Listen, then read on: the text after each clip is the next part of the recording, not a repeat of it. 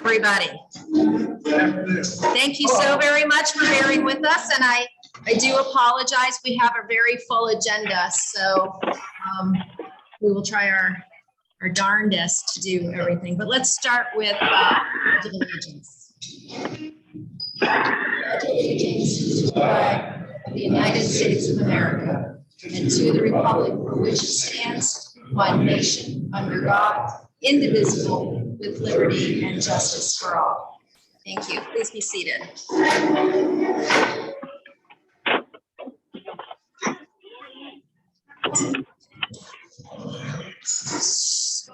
So I feel a little bit like Hemingway, and we're talking about grace under pressure. So please bear with us. We're going to try a few new things. We do have our new technology, which is wonderful, and so we're just working our way through. This is a pretty important meeting, and for all those that wore green, good job. I happen to wear green, and I didn't even remember that it was St. Patty's Day, so nicely done. We do have a few guests today, and I would like to introduce Danae Mosier. So Danae, would you come stand up? And so Danae, as you know, is the executive director from the Kansas Children's Discovery Center, and we're so happy to have you. She is a friend and a colleague, and we work very closely at the library and the Discovery Center to ensure all children enter school ready through serious fun and through having a lot of play and interactive. There are dinosaur bones at the Discovery Center right now. So there's a whole kind of dinosaur thing going on in the zoo. So she is the sponsor of Miss Betty Morris, and also I am, and she has filled out her application. So.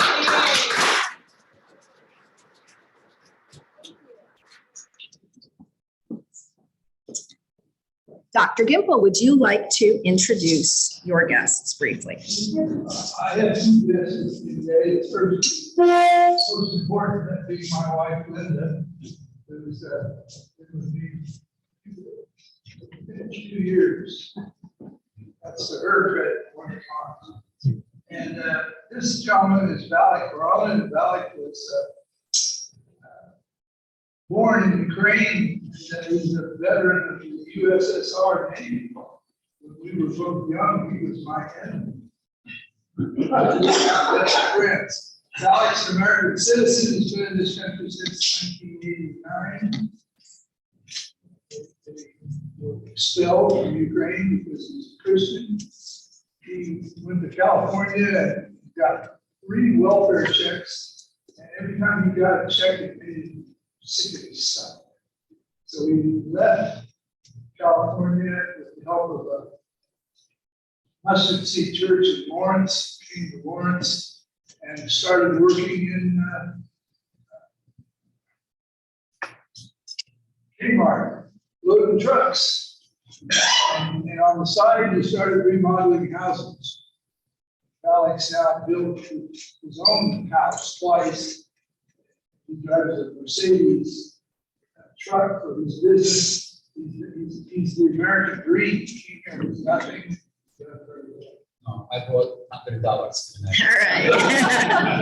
Dr. Gimple introduced Valak, and he is new. He is joining us. Okay, thank you. Thank you. Yana, would you like to introduce your guest? Yes. I have Ashton Ross with me. He's my son, and he's spring break, so he's joining me. And he's a helper to support Ukraine and looking to put things out on your tables. So. Yana introduced her son. Just a couple more announcements, and then I'm going to actually welcome Yana up to the podium. The Rotary Cup money, please give generously. That the March Rotary Cup money goes to Jayhawk area Boy Scouts, so please give generously. The Topeka Rotary Foundation, you should also still have on your table applications if you know a organization, nonprofit who would like to apply for our grant. And as you recall, I've said this a couple of times, this is a really, really good grant. It is a minimum of $20,000 for 3 years. And I'm not great with math, but that's $60,000. So it can really make a difference with an organization. So if you know an organization that fits the qualifications, please, please, please encourage them to apply. And then to join us at the library on March 22nd to learn more about it. I have the great honor of introducing Yana. Yana would like to speak about the Ukraine, and then she's got a little video that she wants to show.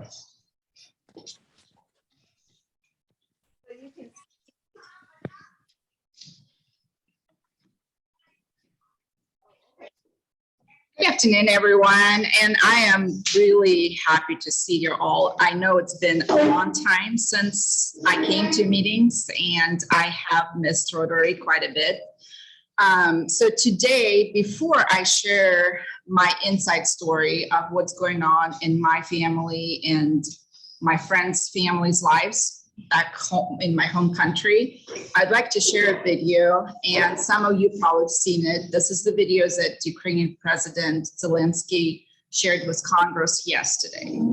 And it does have some graphics, but you've probably seen a lot of it already on news. Some of those pictures were just put together to show before the war started and what's going on now in Ukraine.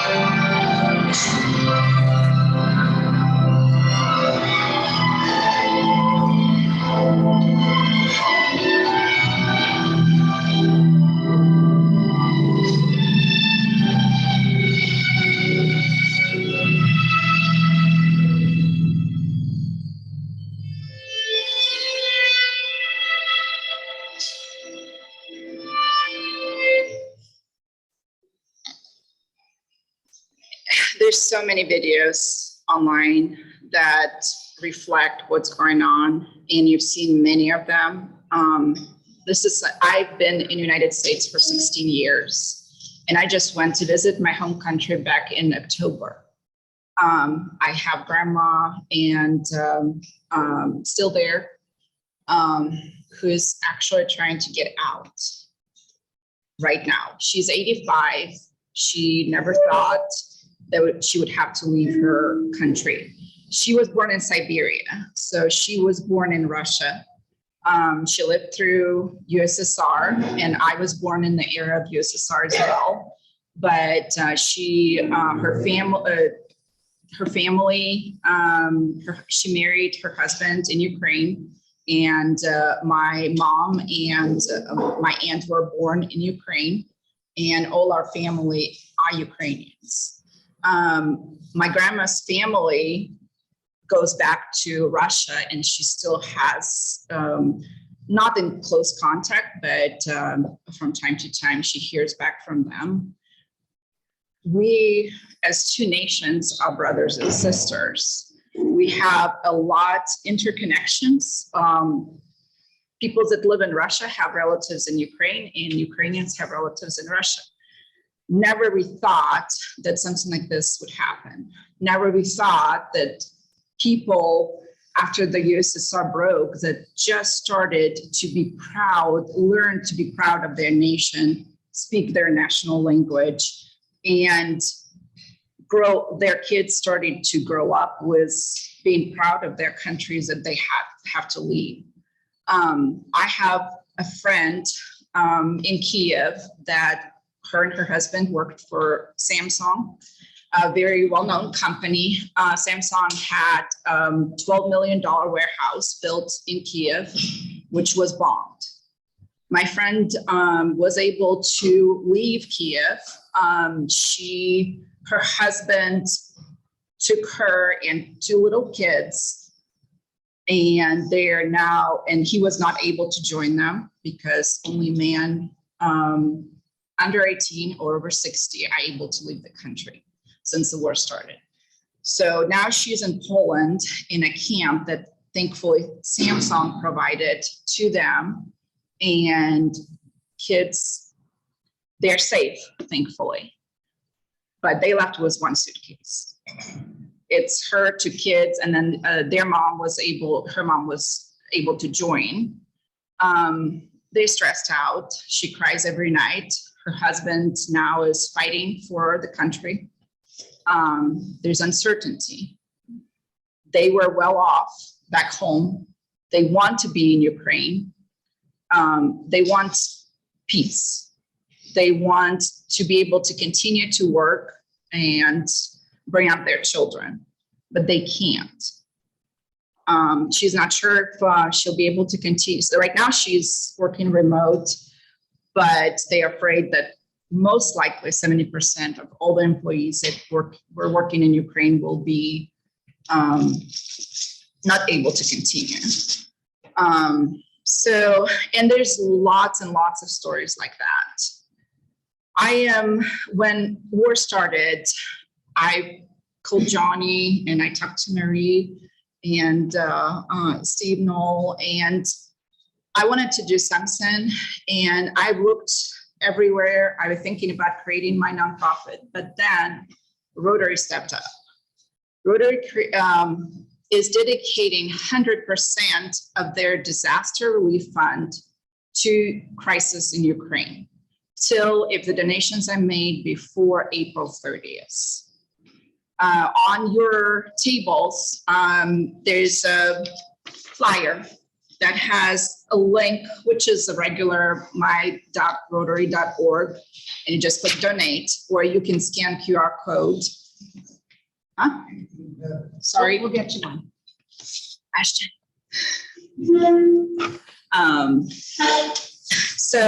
But on the back, there's also, if you're sharing it with anyone that either in Rotary or not in Rotary, and they would like to make a donation, there's a points that you can share with them. All the donations, 100% admin, there's no fees that added to it.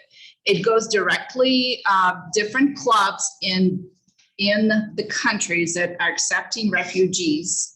They are able to apply for a grant, and all the money will be dispersed before June 30th. And then those clubs, and they can apply for 25,000, but at one time, but then they can reapply for a second and third after they do a report. It is accelerated, so there's no long waiting, and it goes to the clubs and then take it to the refugees or people in need directly in their countries. as I shared, my friend is lucky, but there's lots of people that are going to Romania, Moldavia, they go to Poland that have nothing. And they live in big rooms with multiple people and they need help. So Rotary is doing a great job of getting the funds and the aid to people in need, as well as Ukrainian Rotaries. There is actually 62 Rotary clubs in Ukraine. And so they're able to apply for grants as well and just give them directly to people there that help them with food, medical supplies, and so on. But there's extra copies on the table up front if you would like to grab one. We will also share it on Facebook on a Rotary page, as well as if Colleen is able to put it on the website, she will do that. So I know Rotary is an amazing organization and we've always done a great job, not only in Topeka, but in the world. So I appreciate all your support for Ukraine.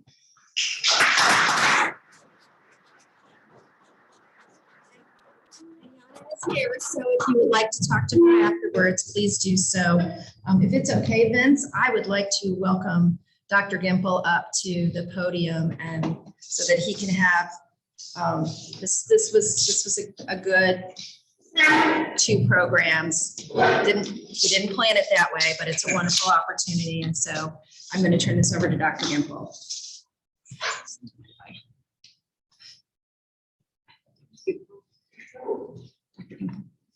Are you going to share how we actually Sure. met?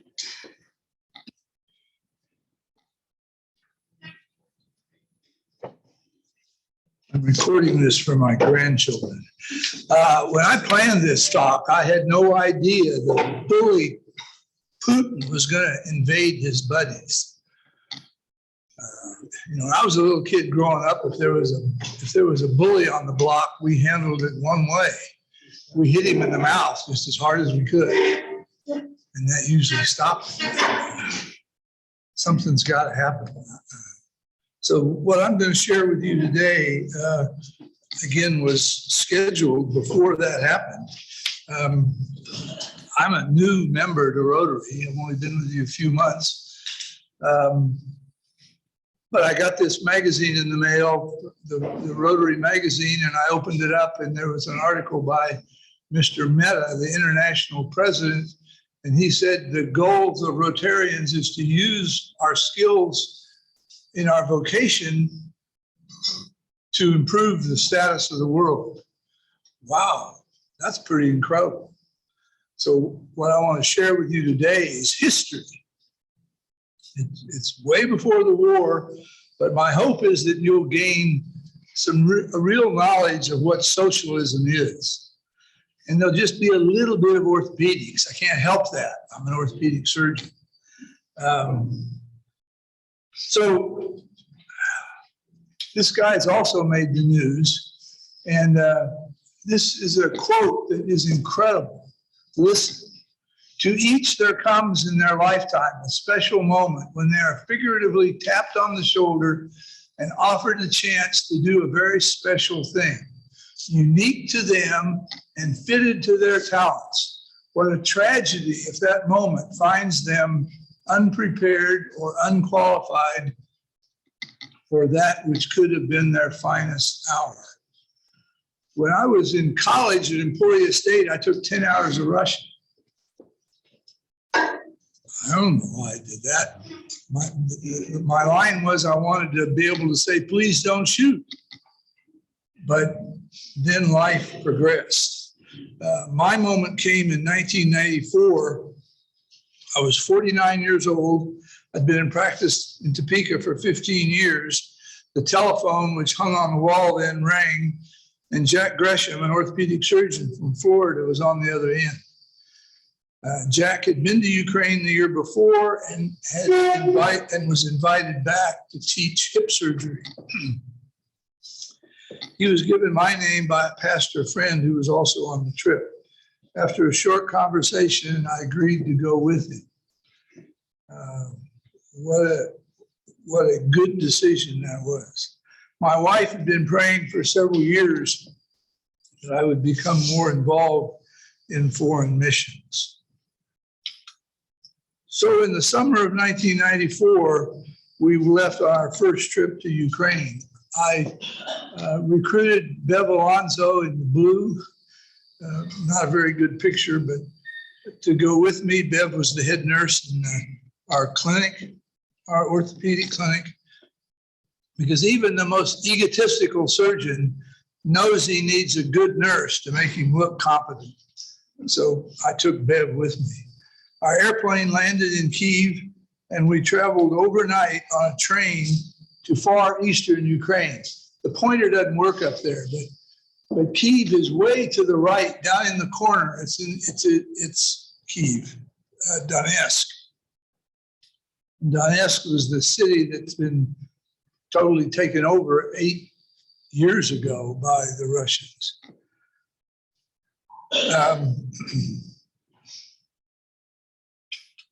The cities have beautiful churches.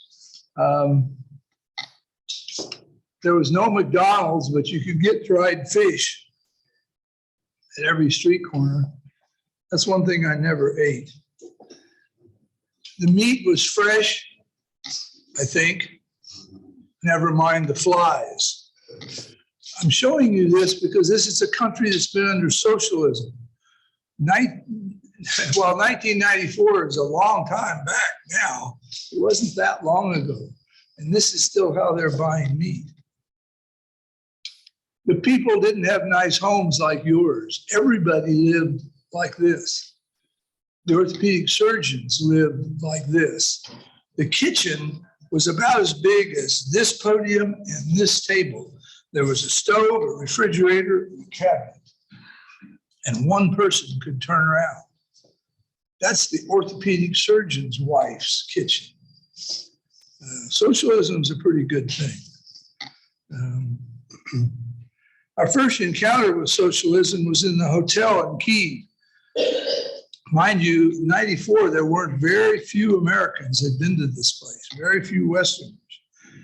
So we were distinguished foreign visitors, and they put us in the best hotel. The elevator would only hold 3 people without luggage.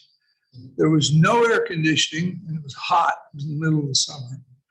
There was no hot water, no phones in the room. The single phone in the lobby was broken. The toilet had no seat.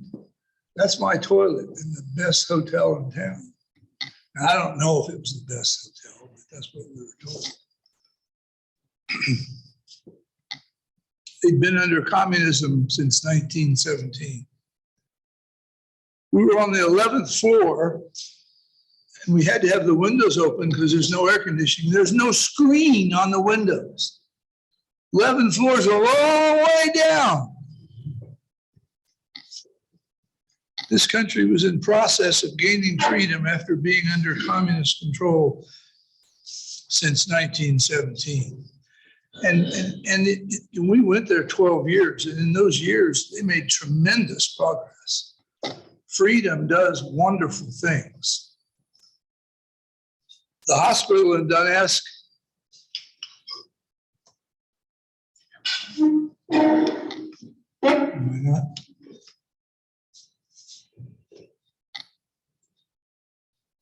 best meetings in the world with have audiovisual program.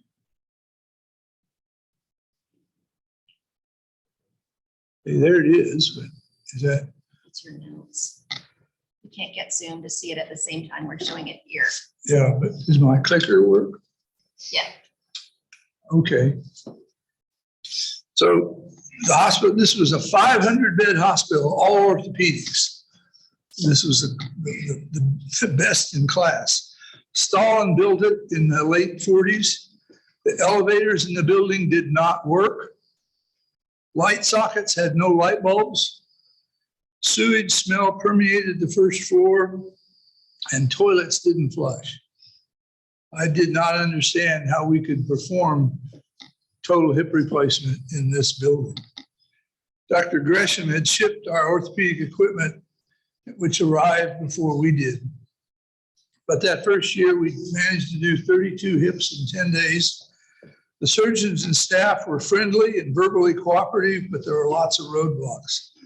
The Ukrainian Constitution guarantees free medical care. But for that, families must bring in their own food. Soup was provided twice a day. Patients had to buy their medicine separately, and the nurses go home at 6 p.m. You've just had a total hip, and your nurse says, "Bye, honey, I'll see you in the morning." There was one equivalent of an intern for a whole floor, multiple rooms of people.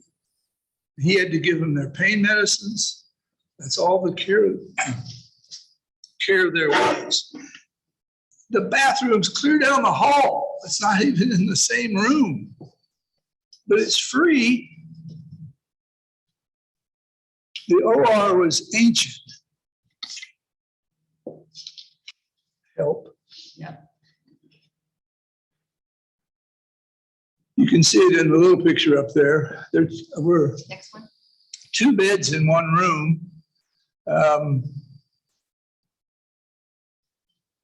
But nothing on that table moved due to rust, corrosion, and multiple layers of paint. The X-ray was ancient. And the C-arm, portable C-arm that we've used forever, didn't exist. This patient is a brand new paraplegic. He's just come in through the emergency room. They're carrying him upstairs because the elevators don't work. The lady in front is his mother, but it's free.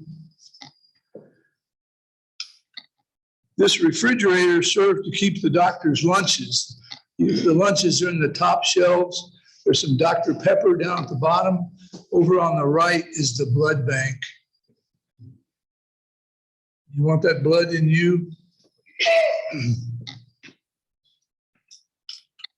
But it's free. I've said that several times. In 1995, I returned with a friend from training, Dr. Warren Lowe from the Bone and Joint Hospital in Oklahoma City.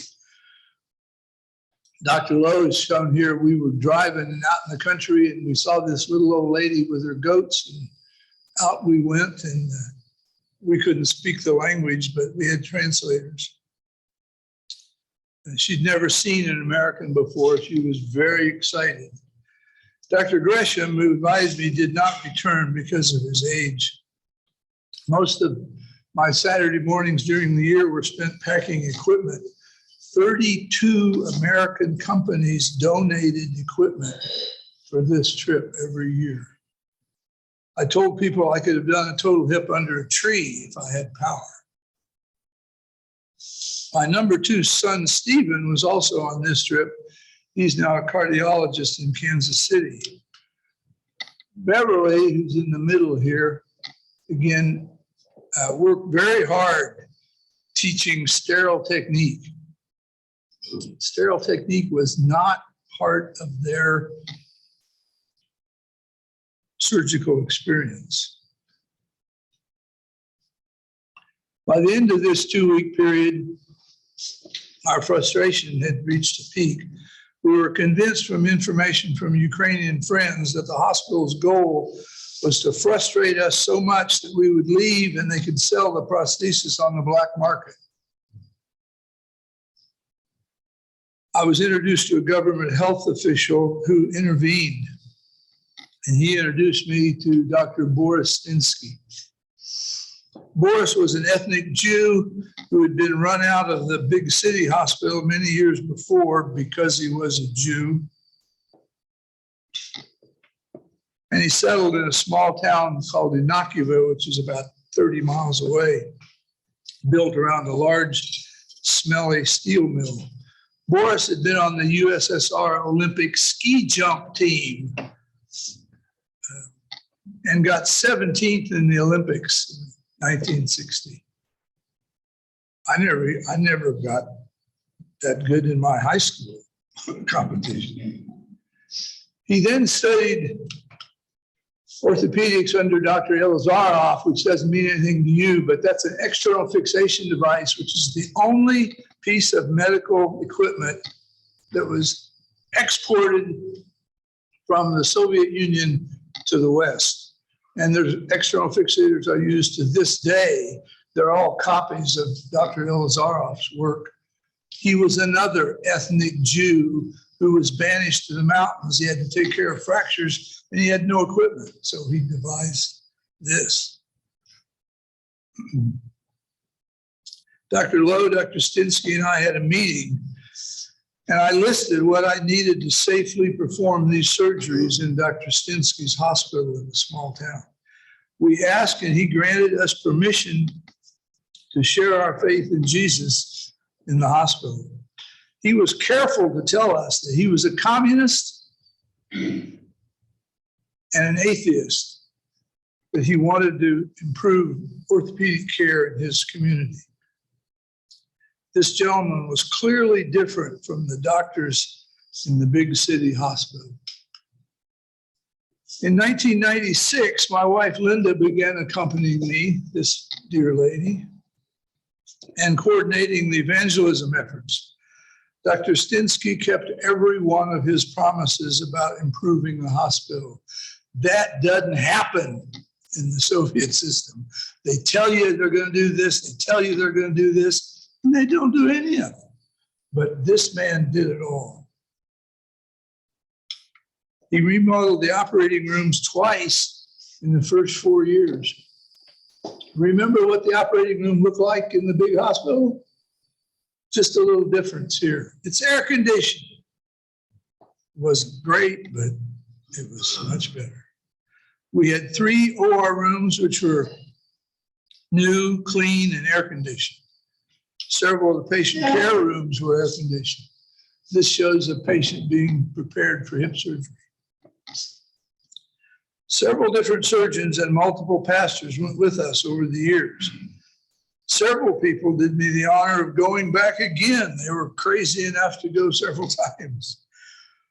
Also, we had several college and medical students from the US who went with us. These 2 young ladies are medical students from Washington University in St. Louis. That's sort of the Harvard of the Midwest. I couldn't have even got in that medical school. We did about 40 cases in 10 days each trip. Most were total hips, a few total knees. Near the end, I assisted them with some arthroscopic knee surgery. Dr. Stinsky gradually added young surgeons to learn these techniques. In later years, visiting surgeons from the medical school in Kyiv came to see what we were doing. We learned from them that their textbooks were decades old. They had no access to the internet. They were not allowed to go to educational sessions outside the country. Their medicine was frozen in the past. The first year at Inocuba, they had a welcoming dinner. They're big on dinner parties. The hospital administrator welcomed us, but he did not understand how we were going to teach his doctors anything because they were the best in the world. Then we went on tour of the hospital and he encountered a walker. You know what a walker is? Everybody in this room knows what a walker is. He didn't know what a walker was. Never seen one before. Free medical care. As in a race, when you're far behind, you have no way of knowing how far behind you are. The government had told them there was no God. And their government told them that the treatment for a hip fracture in 1996 was bed rest until death. How many people have here had hip fracture? Raise your hand. I'm sorry, in the Soviet system, you're all dead. Now, few people would survive 6 months of bed rest, but not very many. Western countries have been surgically stabilizing hip fractures since the 30s, and some way before then, but they weren't very good. During the first week, we encountered an elderly lady with a broken hip, femoral neck fracture, being treated with bed rest. She was medically stable. We did a partial hip replacement, and the next day she walked with one of those walker gadgets. I think that this was when they decided that we had something to teach them about medicine and about the existence of God. Socialism has lots of effects on society. The government required people to report any statements made against the government. Wives reported husbands, children reported parents, friends reported friends. As a result, there were no friends, nobody you could trust. Imagine living like that. We visited several apartments. All were very small. There were very few individual homes. This is a babushka. Socialism was on the exhibit outside the home, as the neighborhoods are full of trash, because it's not my trash. Why should I pick it up? Well, it was your trash. But inside the home, capitalism's on display. They owned what was inside their apartment, and they were neat and tidy and beautiful. Socialism also affects the economy. That country at least the eastern part of Ukraine, very much looks like Kansas. And our wheat that they grow in Kansas came from here a long time ago, red Russian wheat, winter wheat. I told the people over there, the Ukrainian people aren't any different than we are. The only difference is their form of government. In 1917, the wheat harvest was performed with horse and hand labor. It was not until 1961 that socialism exceeded that amount of wheat harvest. That's an amazing statement. And I'm sure it was transferred to many other areas. This fellow went with me as a college student. He's now an orthopedic surgeon in Lawrence, Kansas, specializing in hip and knee replacement. Adam Goodyear is his name. I'm going to share just 3 special cases. This patient had bilateral total knees in our first year because she had bilateral 60-degree. She walked like this because she couldn't straighten either knee. So we had to do both at the same time. Our equipment was horrible, but we got it done. And here she is about 3 days later dancing with her surgeon. These people are tough, and I'm beginning to lose them. Here she is a few years later. We had to revise both knees, but we did it with modern special equipment we brought with us, and she's done well. She found me on Facebook, or she found our clinic on Facebook, and sent us this picture just last year. She's using a cane, but she's smiling and appears well. The next is a young woman who came in accompanied by her husband with rigid crossed legs due to a nasty hip disease called avascular necrosis, which is common here, but it's not ignored here. It's treated. There, it's ignored. This young woman walked like this. Think of some things she can't do.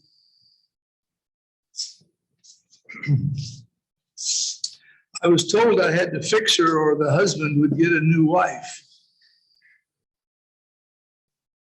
Here she is a few days, oh, there's her x-rays. Here she is a few days later I hope you can see well enough to see the smile on her face.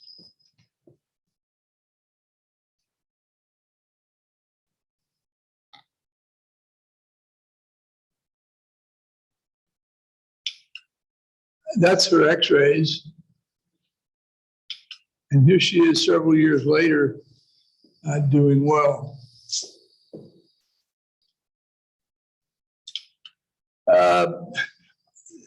This is a congenital hip dysplasia. This patient was born with dislocated hips that were ignored. We'd done one side the year before, and I just show that. I mean, this is what happens when you don't take care of people when they're babies. You let them they don't do that in this country. Most surgeons in this country have never seen an x-ray like that. But we took special equipment with us and were able to give her a new hip. And you don't need to see that one. I wasn't supposed to show you this yet. Our 12th and final trip was in 06. We did not go in 05 because of the Orange Revolution. And Dr. Stinsky had told us there was going to be a war in this country. He knew it, but he didn't know when. We did about 40 cases a year, and the Ukrainians did several hundred in our absence. 5 Ukrainian surgeons were now experienced in total hip surgeons, and my help was no longer needed. We were able to teach them how to fish, and we also taught them about Jesus. Our bed had greatly improved, and our bathroom had greatly improved. Dr. Stinsky, who introduced himself as a communist atheist, was now worshiping Jesus as a Russian Orthodox Christian.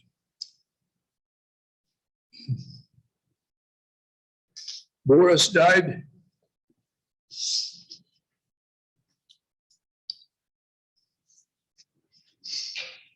I was captain of my football team. I'm not supposed to cry, but I do. He died of a malignancy in 2020. And that's all I have. Oh, Do you mind if I- excuse me. No, I'll tell. Several years after after this was done, I got a phone call from this young lady, Yana, whose grandma was in Ukraine and had a bad hip. So we arranged for Yana's grandma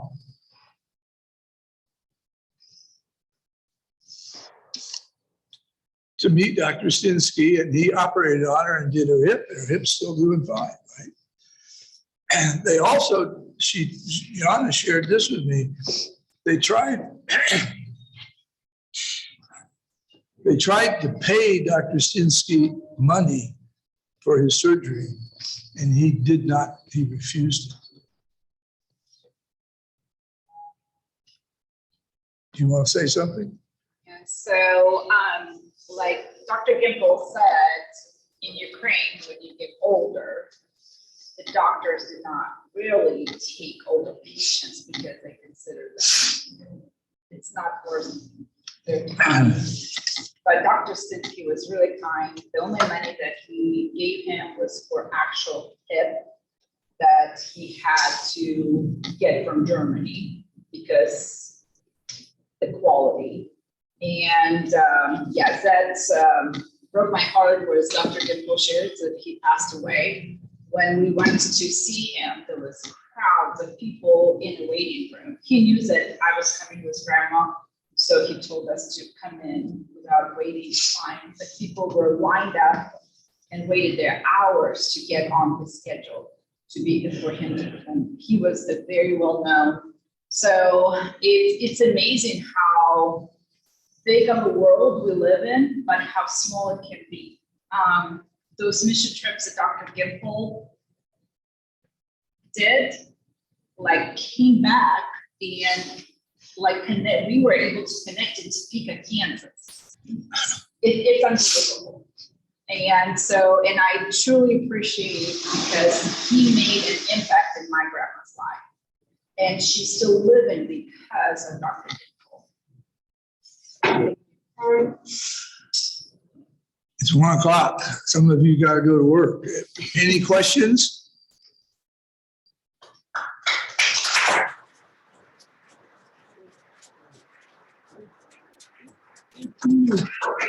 If you would like, several of us are gonna huddle somewhere, corner out there for a short prayer time for Ukraine after this is over. So you're welcome to join us. I gotcha.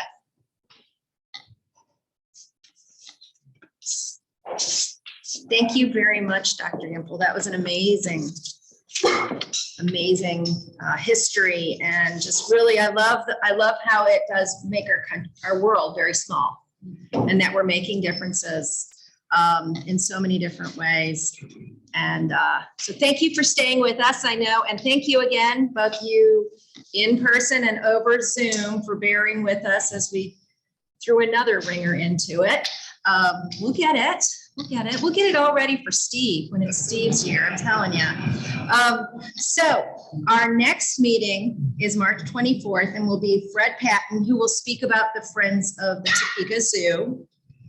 And Steve is going to be your master of ceremony for me, because I will be going to Portland, because we're going to a library conference. I'm super excited. So let's stand and do the 4-way test. Of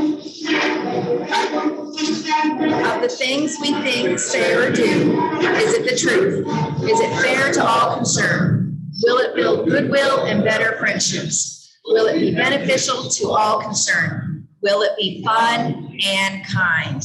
Thank you so very much. Don't forget the opportunities to give for Rotary International.